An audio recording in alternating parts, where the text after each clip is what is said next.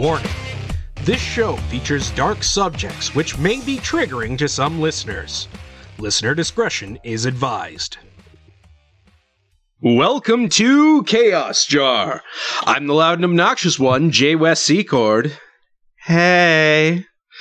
Over next to me is our host and big bag of facts, Bad Ben. Hey. And as always, we're joined by David for the second time. As always, for the second time. Yes, yeah. You're the first. I think you're the first person since AT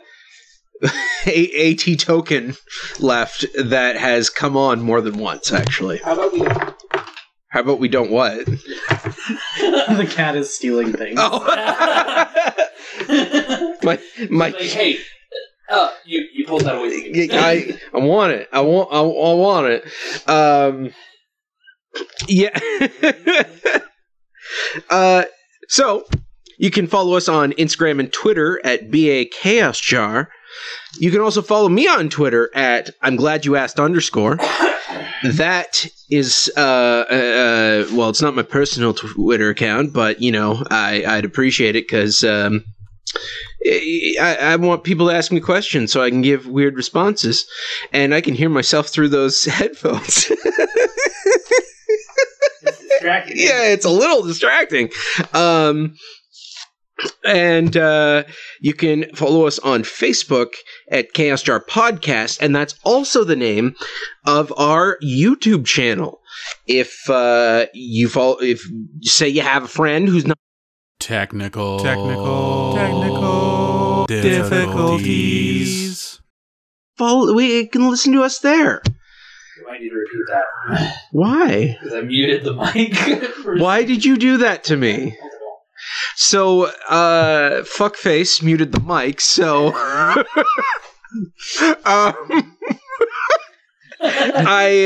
Take a deep breath, start from the top. Yeah. Which part do I have to? The whole thing? Just the YouTube. Oh, okay. That was like the whole thing. Let's go. You can follow our YouTube channel, which is Chaos Jar Podcast. If your friends ain't good at finding the podcasts through the apps, they can just listen to it on our YouTube channel. And if you'd like to throw us a couple bucks, go to our Patreon at patreon.com/chaosjar and throw us a couple bucks, and we'll throw you a shout out and some sort of like executive credit shit. Plus, you get early access to all our bonus content, the overflow. That's what the overflow sounds like. All of this is in the show notes. Below, to the left, to the right. Click here. Subscribe, rate, review. You know, depending on what media you're listening to this on. And I think that is everything. So it's going. Unmute the mic. I unmuted the mic now, and it's Hey, fuck you. Hey, Secord, when the awkward silence just comes up, just fill it in with something. Whatever you want, just fill it in. Nobody will notice. Yeah. So what's going in the jar today? Today we are going to talk about the man-eater. Man-eater. That's exactly it. I literally have just played a video game called Man-Eater. Have you heard of this game? No. It's amazing. So you're a shark on a weird nature documentary, and it's an RPG. So you actually get shark quests and everything like that, and you go up in levels to increase your shark size. That's amazing. Amazing. Yeah, it is so cool, and it's brilliant, not to mention, like, you're trying to take out the shark hunters is the big mission of the whole thing. Fucking love it. It's like Jaws. Jaws was going to win. Well, there was a Jaws video game that was very similar to this, except it was a puzzle game where you played as Jaws, and you could eat human bodies and throw them at switches in order to open gates. Fascinating. It's called Jaws Unleashed. Jaws 2. Jaws throws people. We can talk about this later on the overflow. So, Maneater. So today, with this, we are going to deep dive into a story of one of the most notorious serial killers, not just from the African continent, but in the world. He's suspected of ending well over 300 human lives. And he strikes fear into the people who live around the waters in Burundi. So we're gonna actually take a look at this guy. His name is Gustave. Oh. Yeah. You know what? When you hear the name Goose, you know it's very dangerous. Yeah. Well, cobra chickens. But anyways. So Cobra chickens? You mean like chickens. raptor chickens? No, Canadian geese, Canadian dick birds. Yeah, I guess they're more like raptor ducks. That's true. That's a synonym for cobra geese or cobra chickens. Thank you. Don't look at me like that. So, You're very good at naming birds. I really am. Trust me. Share my cat's name. so let's start this whole thing off by talking about the actual killing grounds, which is the Ruzizi River and Lake Tanganyika. So the Ruzizi River is 117 kilometers long, or 73 miles, and it's a river that flows between Lake Kivu and Lake Tanganyika. You gonna be okay there? What's the lake called again? Tanganyika. It's weird. And again? I'm gonna kill somebody. I'm gonna be on this list now. So it's a young river, and it's only about 10,000 years old. It formed due to volcanism during the formation of the Virunga Mountains. Like it's a disease. Yeah. Volcanism. Yeah. Oh man, I got volcanism. Now I have this like jutting hole on my shoulder, and it like oozes. And on the other side, there's just this big lump. Yeah. But no, so originally all the water was trapped within Lake Kivu, and because of volcanic shifting and tectonic plates, it caused these mountains to be created, and that just eroded out to this river that now connects the two lakes. So there's actually several hydroelectric dams built in the first 40 kilometers of the river, so it runs that fast at certain points. But then at other points, it's a really shallow, gentle, like stream. It's weird, like just shallow, gentle stream. Yeah, and then it gets back to being steep and weird. So sounds like most of my relationships. Yeah. I'm hot. So it's too bad we don't have a camera. I know. So that was the most awkward high five too. So I wasn't expecting it. So the river is used as a border of sorts for Rwandan and Democratic Republic of Congo, and the border also goes between Burundi and the Democratic Republic of Congo, which I'm just going to refer to as Congo or DRC from here on out because it's weird.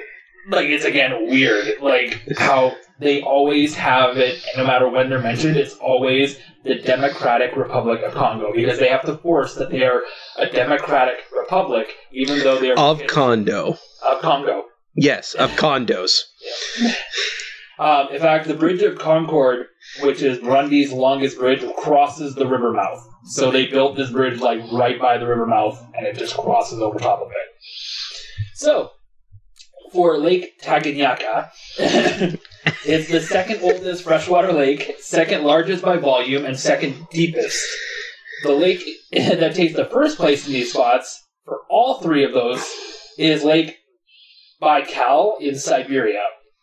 So, oh, wow. I didn't know we needed to know his sexual orientation. Have you met Baikal? A couple times, I think. I see him around the block every once in a while. He's got a keyboard. Hey! Hey! Hey! Hey! I want that movie to come out so bad. You're confused. Always lost. I know what undergrads is? I know what undergrads is. Cal. Yeah. Congrats. I'm Hey, not good guy. with names. His roommate, the blonde guy. Yeah, he goes, hey guy, guys." hey. Okay, yeah. Yeah. So, anyways, however, even though it takes second place in all of these, it is the world's longest lake ever, like in the entire world. I'm sorry, can we just point out the fact that we just spent a minute trying to describe Cal in this thing about the world's like most infamous serial killer?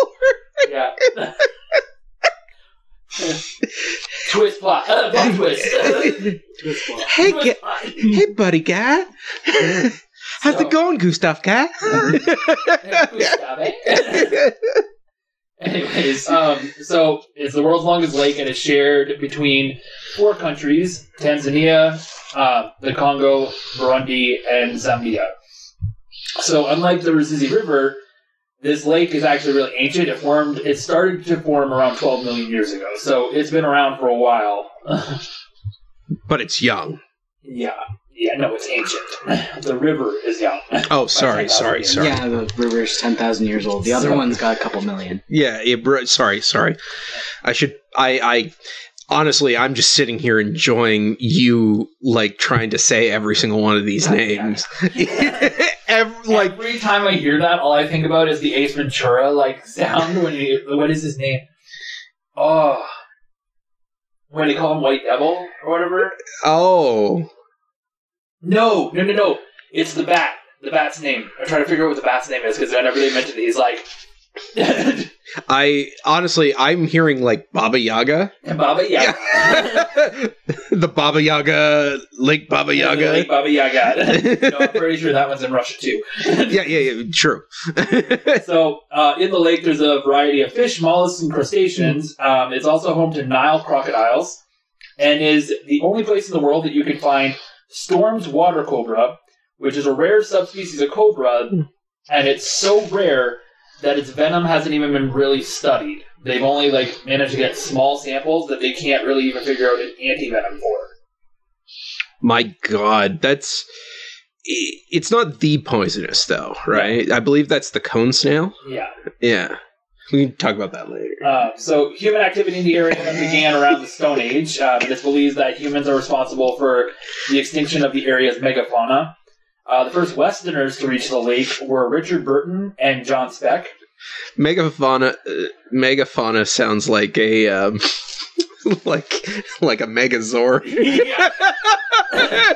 Summon megafauna. What I found weird was Tyrannosaurus Rex. What I found weird was I was looking up something with megafauna a long time ago, and I found out that humans are actually megafauna. Yeah, we're pretty big. So we're large for primates. So I was like, that's weird. Because whenever you think about megafauna, you're like elephants, blue whales, Because I've heard this term a lot, so I do think about these things. Anyways, so Richard Burton and John Speck ended up in this area in 1858 when they were searching for the source of the Nile River. Speck actually continued his search and found it at Lake Victoria. Later on, David Livingstone actually would pass through on his travels, and he's someone we'll talk about at some other point in a future episode, because he's got a very interesting life. David's right here. Yeah, I'm right here. Livingstone? Oh, yeah. You're David Livingstone, I presume. Yes. Yeah. Yeah. He just doesn't want to talk about it because I'm here. Yeah. I'll do it in an episode when he's not around. Right? Exactly. So, but you lived an interesting life. I believe it. It's too bad that you died in Africa. Yeah. If those flies really get to you. That's a Mandela effect scenario. We thought he died. While he was in prison fighting for civil liberties. Yeah. I have had an interesting life. Can't tell you what I ate for breakfast, but it's the weed. But yeah, so the lake is actually the site of 2 battles in World War I, but they were battles within the same expedition and mission. So at the time, the lake was under German East African control, and the Allies knew they needed to take control back because it was strategically close to the Belgian Congo. See what you did? Belgian Congo. I knew that would pay off. Yeah. Ben's just trying to tell stories, and you're talking about land development. Aren't I always talking about land development? That's all he does. He's like Victor Chaus. So, big game hunter and Second Boer War veteran John R. Lee was sought out for information on not just the area, but his knowledge of German ships, because he had personally observed these ships while in East Africa. In fact, he had knowledge that the Germans were going to launch a new warship from the port of Kigoma. The ship was named Graf von Gotzen. In modern day, it serves as a passenger or ferry ship, so basically they switch in between. Either it's going to take passengers across, or it takes a whole whack of ferry. A whole whack of ferry. Yeah, like... So it's coming from... And then the ferries. Yeah. It's coming from Ireland. Yeah, exactly. Oh, we got to get...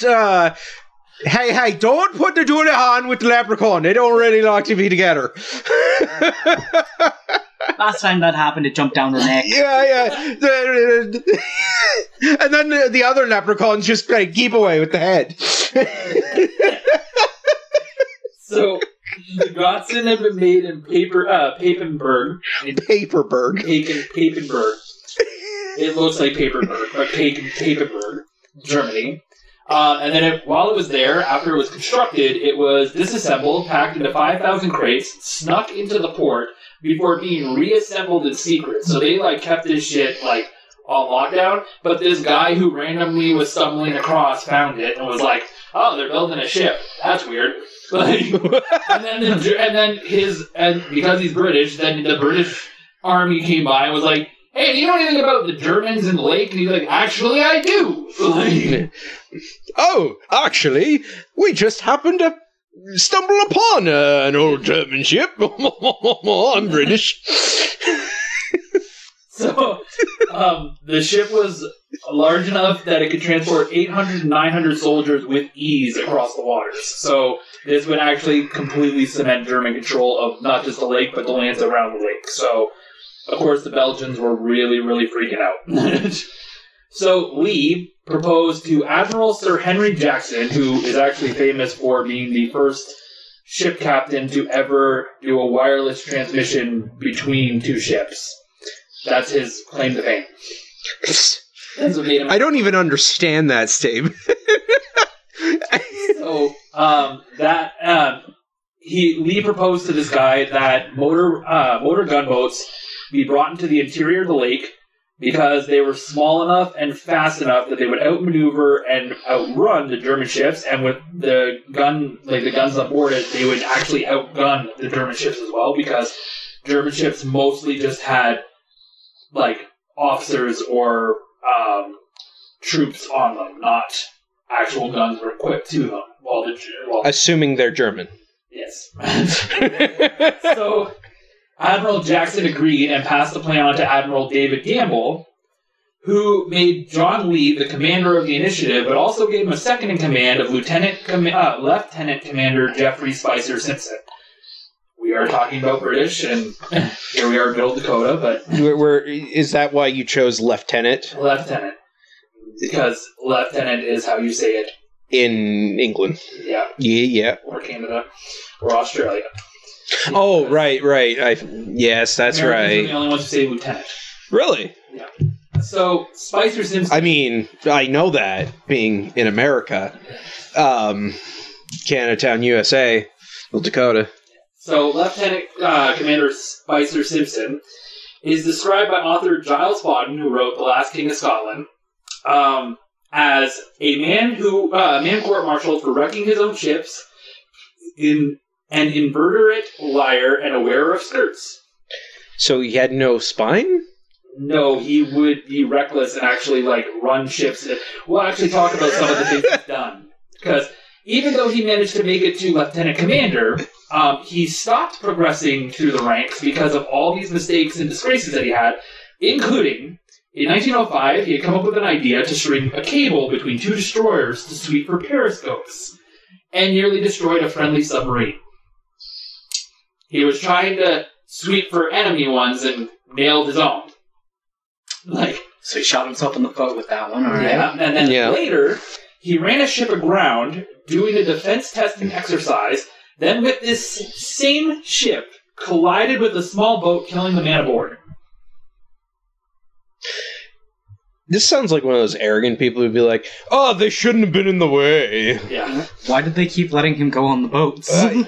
Well, it's funny because at the time that he was promoted to be the second in command of this exact mission, he was actually just working as a merchant escort to keep him away from commanding ships.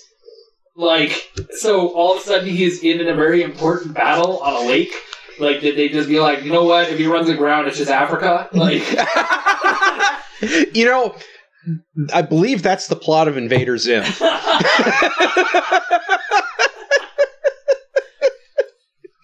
Okay. So, you've seen that, right? Yeah. At the beginning, where he hasn't even left the planet yet. He's just destroying their base. My absolute favorite thing from Invader Zim is in the first episode when he shows up and they're like, "Weren't you banished?" Like, "I quit that." "You quit being banished?"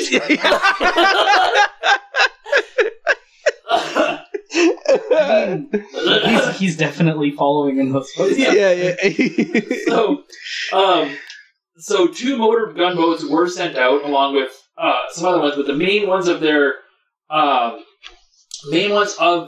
entire, don't know what they're called. It would be a squad? No. For ships? A flotilla? An armada? An armada. That would be a better term. Militia? No, militia. No, sorry. Troops. There's another word I'm looking for, but yeah. Flotilla, I think, is just mainly for actual passenger ships or cargo ships. Oh, I would have thought it was one of the monsters that Godzilla fought. Okay, it does sound like it, though. Rubber duck. So flotilla. the two lead gunboats were named Mimi and Tutu.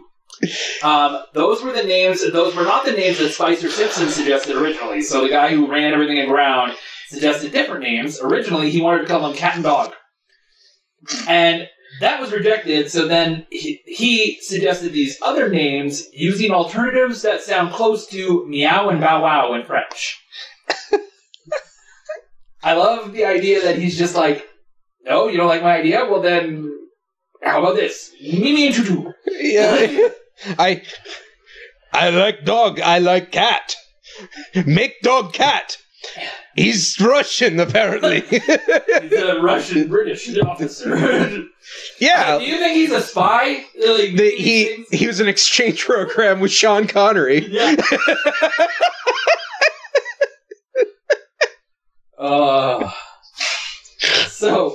The 2 ships did their job and aided the Allies in capturing and sinking the main German ships and bringing the lake under Anglo-Belgian control in mid-1916. So they did accomplish this.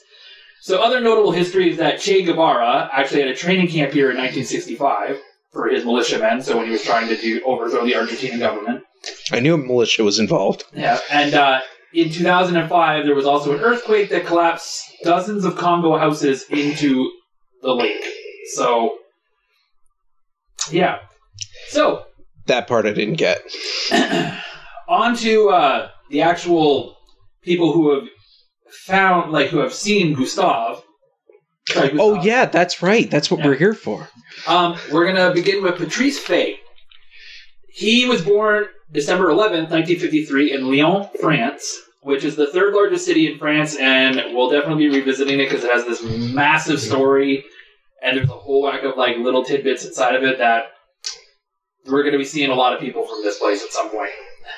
He was the youngest of 3 children, and he began his career as a plumber. However, that's how it always starts. Yeah.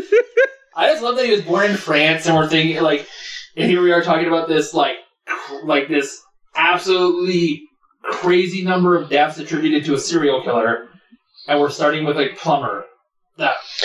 Yeah, no, he was a plumber, and when he was doing some underground maintenance, he ended up in a portal to a mushroom-themed world. Well, who would you start with? That's a good one. That's a good idea. What would your first target be? If you could choose the profession of your first victim, What would you go for? Because I don't know if I'd do plumber. Funny enough, Like, I feel like they have too many tools on them. It would be a problem for me. Just shut up, Wes. Don't make jokes anymore. funny enough, he's not a victim in this. He actually is one of the men who tries to hunt Gustave. Okay. So, Yeah, we're just starting with him. Eventually, we lead to Gustave with him so in the Mushroom Kingdom. I thought it was pronounced Bowser. Yeah, in English.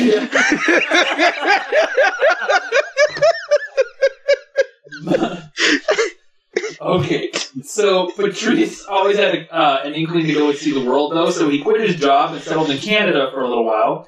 Then, Rhodesia? And then, for a very small amount of time, he just kind of traded between those two countries before he decided, that's it, I'm going to South Africa. And as soon as he got to South Africa, he was like, forget it, I'm going to Burundi, but I'm going to bike there. So he biked all the way and settled on the shores of Lake Tanganyika. So, and he just had massively thick thighs. He never stopped. He just went until he got there, and then he just like from the top up, he's just an average normal guy, and then from the bottom, you have these thick. He's pear-shaped. Yeah, no, not pear-shaped. Normal body, then the legs. Yeah, he's pear-shaped. He's like a broom.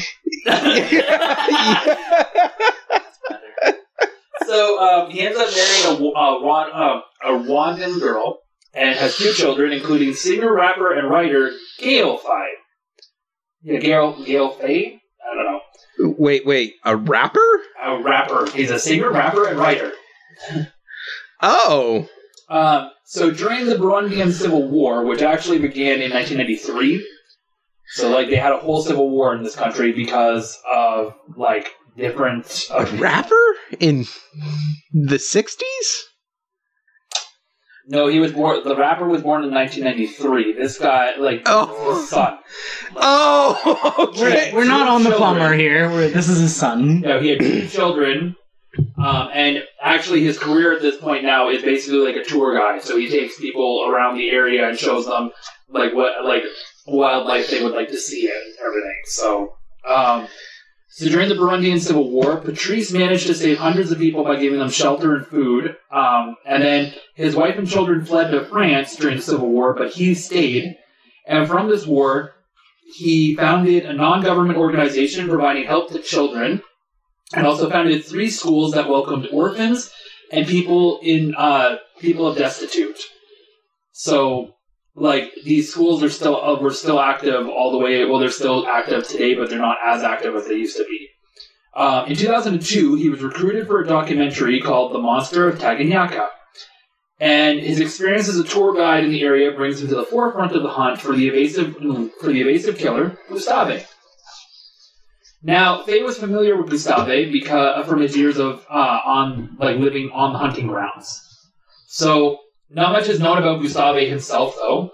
In fact, Gustave is a name that was given to him by Patrice in the documentary. So when they were talking, he just named him Gustave. So, like, we don't actually know his real name. Like Tommy Wiseau. We don't even have an official date of birth. However, by accounts, he's currently between 60 and 100. However, the best estimates of his age, based on bone structure, are roughly about, around 70. So he's... people estimate that he's between 65 and probably 67. At this time? At this current time. Jeez. However, there are alleged stories of him dating back about 90 or so years ago, so these can't be verified, but if these are real accounts, he'd be over 100 years old. And again, these can't be verified because no one has ever survived a conversation with Gustave. Interesting. There's actually a few photographs of Gustave, and I'll show them to you when I'm done the story, and I'll put them on social media. So with no true origin story, I'll just list out what we know. I made a joke about Tommy Wiseau, but it's clear that this is the Joker. So, his main hunting grounds is the Ruzizi River and northern shores of Lake Tanganyika. His man-eater title comes from the fact that he does eat pieces of his victims, but there's actually been a lot of bodies left just floating in the water. So sometimes he just kills them to leave them there. On average, he kills about 16 to 17 people per year. He's also very clever and sturdy.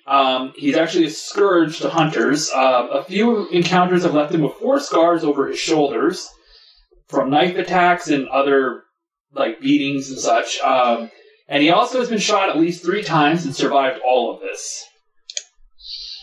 And he's almost 100. Or no, he's probably potentially in his hundreds. Yeah, another odd thing about him is that he still has a complete set of teeth, of his natural teeth. So he just decided, you know what, screw this, I'm not gonna die. So if he's over 100 years old... you have to give a 100-year-old man credit for taking so well care of his dental hygiene. I have a giant hole in my tooth, and I'm 31. I don't think I could even come close to how well this man is taking care of his teeth. But there's a very good reason for why his teeth are still intact. Well, and his secret to dental care is obviously killing at least 17 people a year. Yes. I was going to say it was those dental bones for dogs. Yeah, Gustave chewing on some dentist sticks, waiting for the next person to come up and talk to him. I gotta keep it in biting condition. Think about it, he's also been shot 3 times and, stabbed with knives and shit, Oh, so he eats the bullets, too. They just became a part of him. Yeah. We think he has his original teeth. It's just the bullets he's replaced with his teeth. So, there's been an abundance of attempts to capture him, but he always seems to escape or evade capture entirely. However, the best documented attempt is by Patrice himself. He did a secondary documentary in 2014. It was released in 2014, but it was recorded actually around 2006, 2007. Patrice had spent 2 years investigating and basically tracking the patterns and movements of Gustave. And then he was cleared for 2 months with his team, his documentary team, to capture the killer. The team set up infrared and surveillance cameras over the area, and they had developed a special type of trap cage. They built a cage, a type of trap cage for him.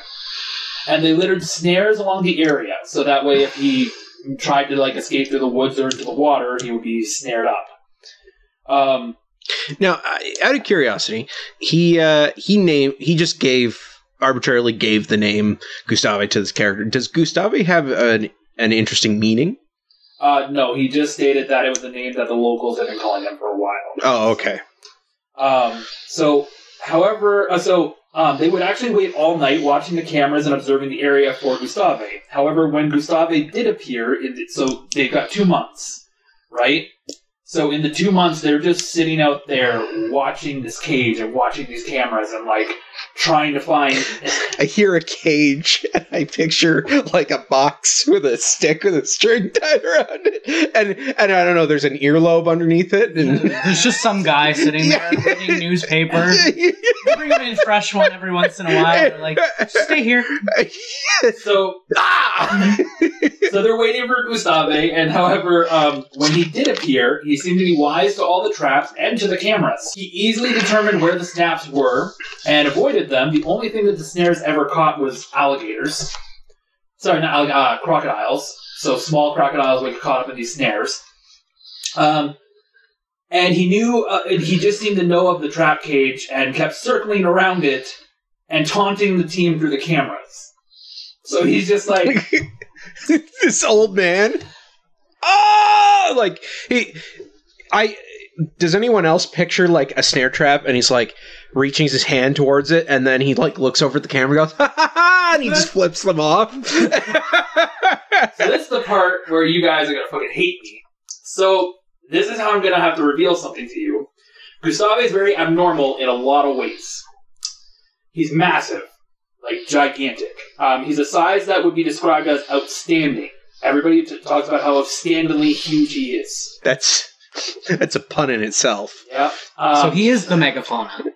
He's managed to keep all his teeth despite his age. And what's even more incredible about him is that he's not only considered possibly the most prolific serial killer in the world, he's gained this title as a Nile crocodile. He's not a man. He's a crocodile. That makes the joke where he flips off the camera even funnier. Yes. I would love it.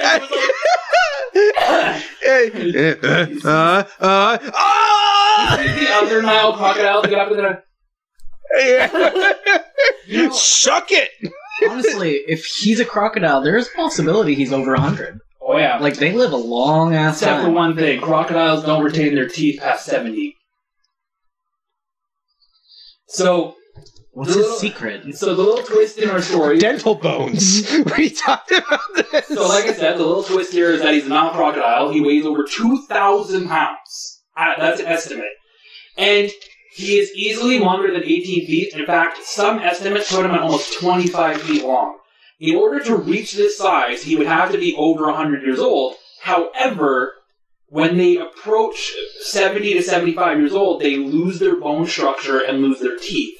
So the fact that he has a complete set of teeth is an indicator that he's younger than we expect him to be. So either he has like some sort of crocodilian like gigantism, or he's older and somehow managed to hold on to these teeth.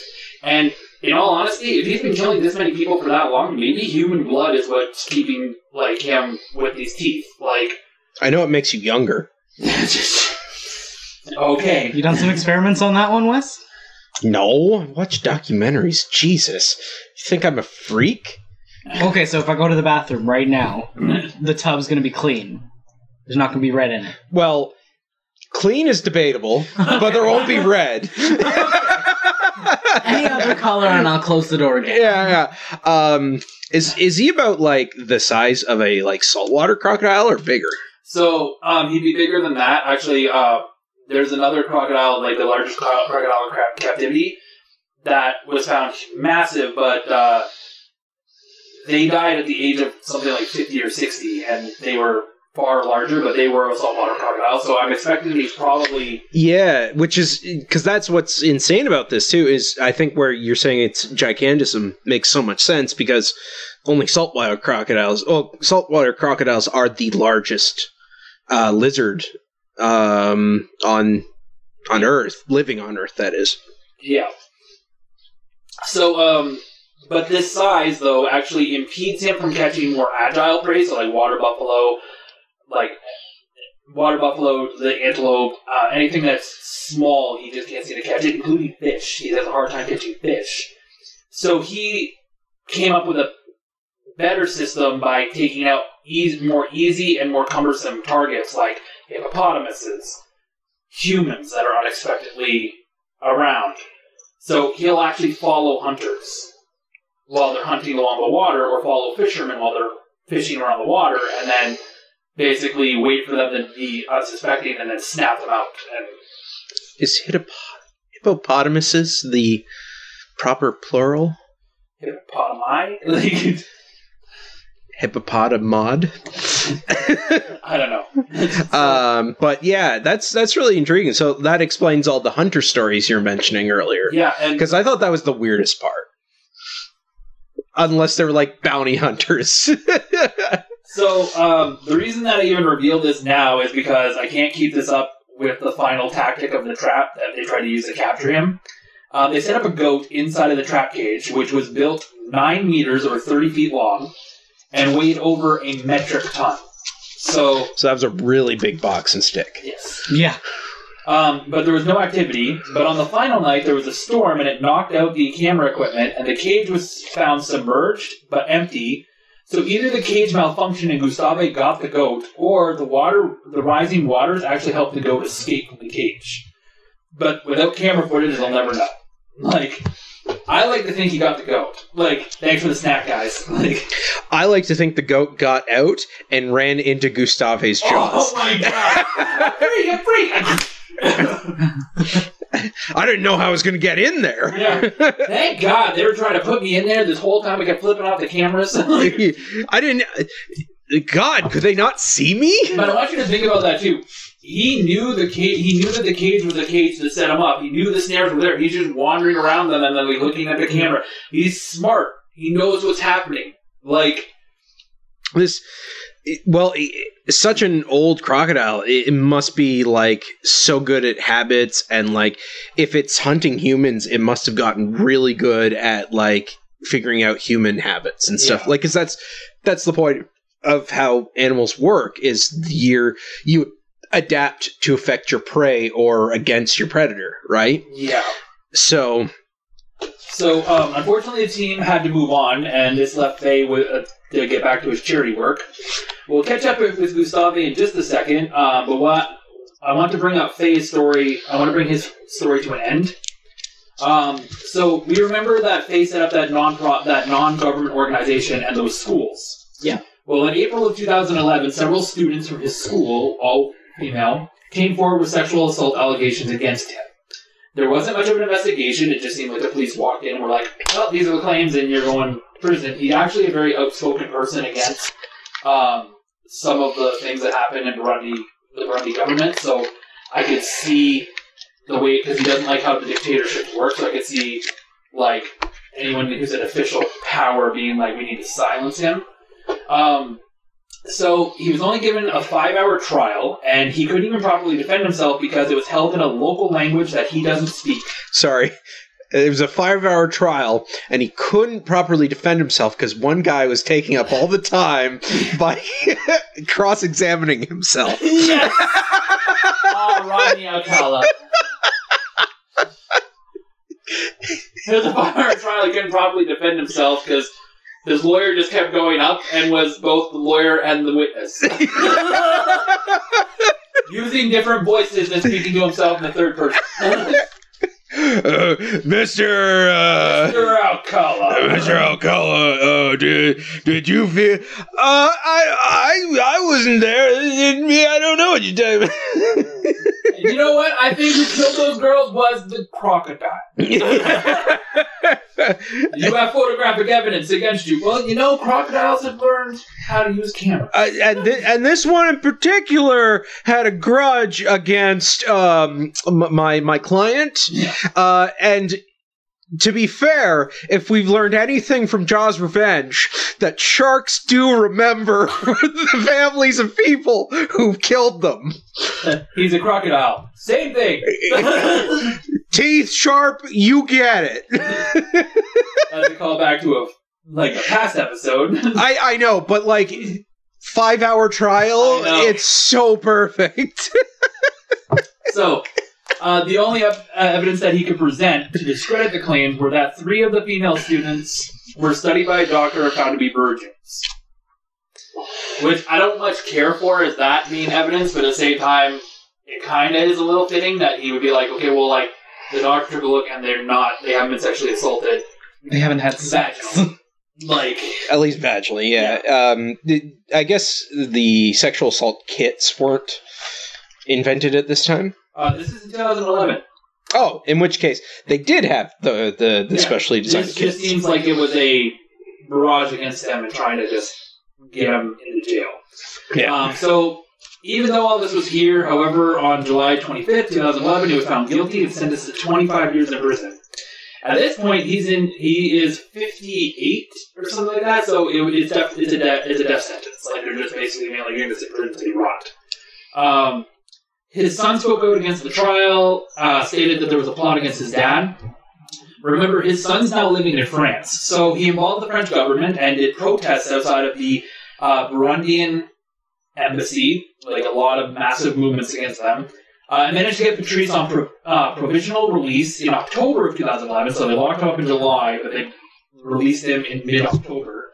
And as of 2020, Patrice resides in Togo, so a different country entirely. So it's basically, we're going to let you out, you get the fuck out of here. So, well, what else could you do at that point, right? So, for Gustave, he vanished for a while, but resurfaced in 2009. And he seemed to still be alive and well all the way until 2018, because there were sightings and stuff like that. But in 2019, there were claims that local hunters had managed to capture and kill the beast, But no evidence was ever provided, no photographs, no body, so it can't be confirmed. How do they know that he's still alive? So there's pictures of him and there's just people who experience, but again, they can't even claim that he's actually a real, like, that he's actually the one responsible for all these deaths. It just seems that this crocodile pops up, and some people actually don't believe he actually exists at all. They believe that he only exists as a scapegoat for multiple crocodile attacks. So kind of like a local legend, the scapegoat. You know, but if he does exist, I wouldn't be surprised if... I dropped a thing. If it happened because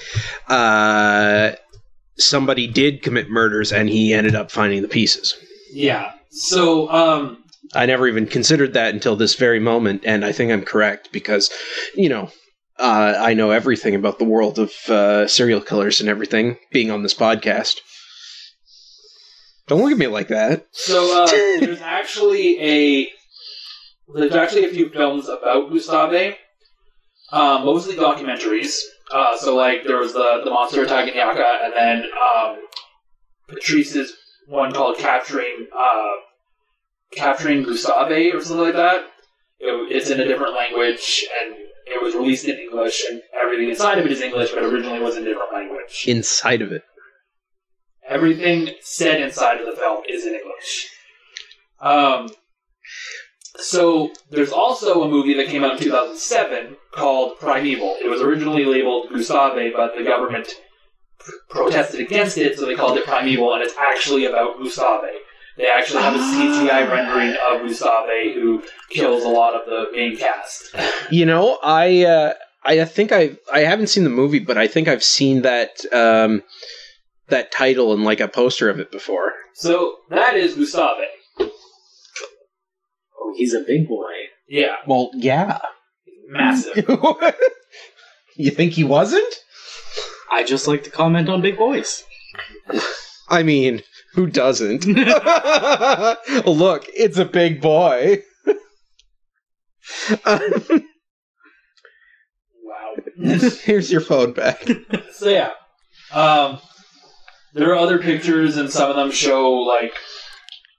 Some of them try to show these, like, bullet holes and things like that, but they're not clearly visible because I'm not an expert on reptilian physiology, because apparently these scars are deep, but scars on reptiles look very different than they would on, like, a human or a mammal or something. So, unfortunately, when I looked at the pictures, I was like, I don't see these scars. It makes sense, though, that the scars would be... wouldn't do much to the outer body because I believe like their hide is so thick that like to actually properly kill an alligator like by gun, you actually have to shoot the roof of their mouth to get to the brain. It's a crocodile. Regardless. Yeah. But no, I do understand what you're saying, and also added the fact that he's so massive. Yeah. So So he probably took the 3 gunshot wounds that he got and just kept walking. He was like, yeah, screw this. And it obviously wasn't hit anywhere important. It was just, like, it didn't, like, take out one of his eyes or something like that. Like, do lizards feel pain? Yes, they do. Okay. Yes. I wasn't sure, just because I know there's a lot of weird things about lizard brains. Like, they don't feel love. No, that's just like your exes. It's okay. Whoa. Some of my exes. Some of your exes. Okay. I have some really good friends who were once exes. And some who were definitely crocodiles. Some were definitely crocodiles. I can name a couple man-eaters. I could tell they had extra rows of teeth. That's sharks. Yeah, same thing. It's just, they got sharp teeth. It's the same thing. Going back to Cal. Robbie Alcala will never get old. I know. Fuck, that was so funny. I love it. Is that the whole story, by the way? That is the whole story. That's the whole story of Gustave. You're definitely right. I got mad when I found out he was a crocodile. Because I was picturing this big dude just wandering around, this waiting for people to talk to old him. man. Honestly, up until you said he was a big dude, I was picturing this like scrawny old man who's just like really clever and shit like that. So when you said a crocodile, when you said like he's massive, I'm like, and then this, it's like a cartoon where it just inflates, and I'm just like, whoa. Well, that's weird. And he has all his teeth. Wow, he's really good for an old man. Shot and stabbed and shit.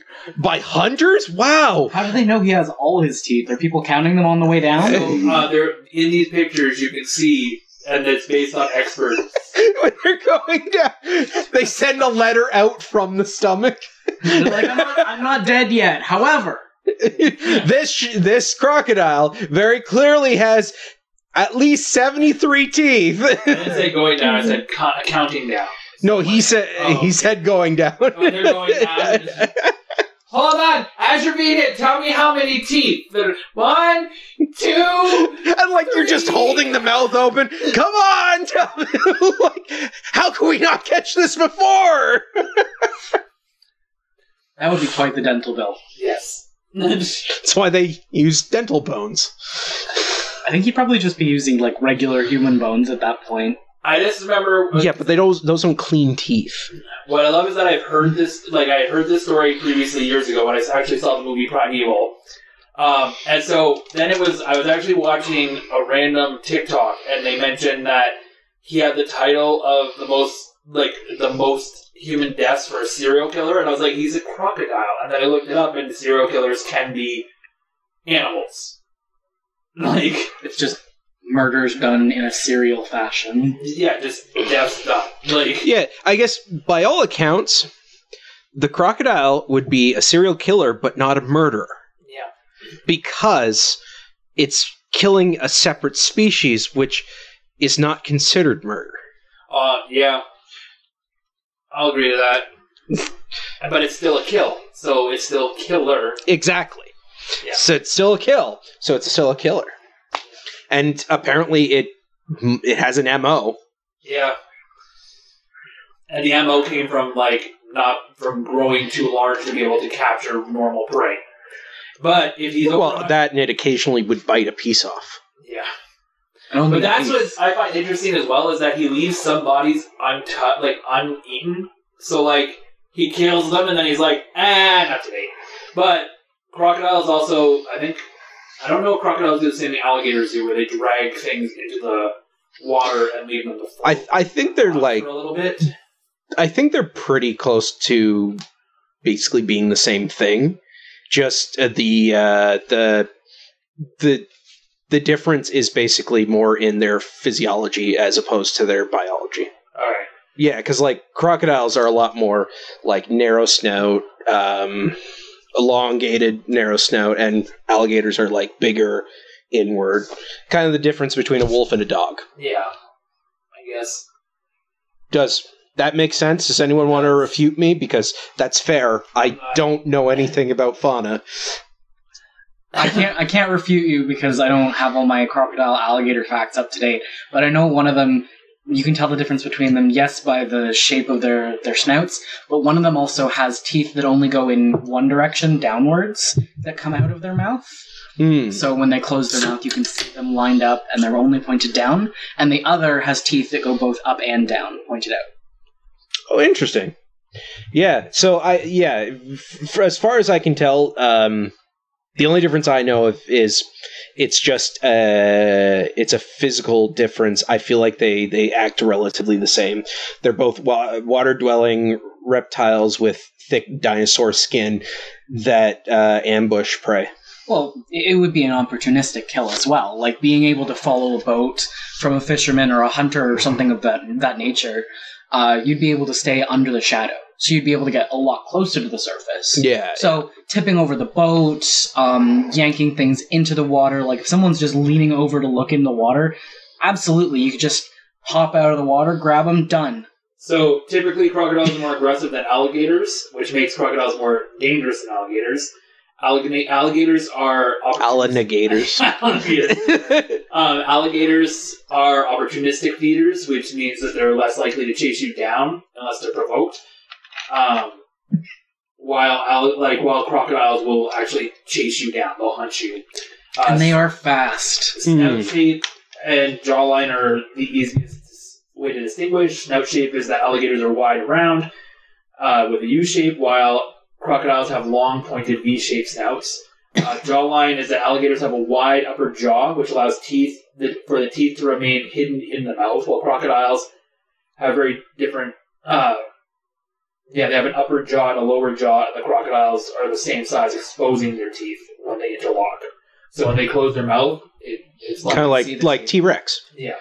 That makes sense. So it's they basically they're both ambush predators, but it seems like crocodiles are just more aggressive. Once they see the prey, they will also like chase it down, like you were saying with the boat and everything. Where an alligator, it's like, oh, the dude fell in the water, I guess I'll grab him. So it's less like dogs and wolves and more like wolves and coyotes. Yeah. So alligators are less likely to turn their nose up at carrion and things like that. They're more likely to go, this is somebody else's kill, but it's mine now.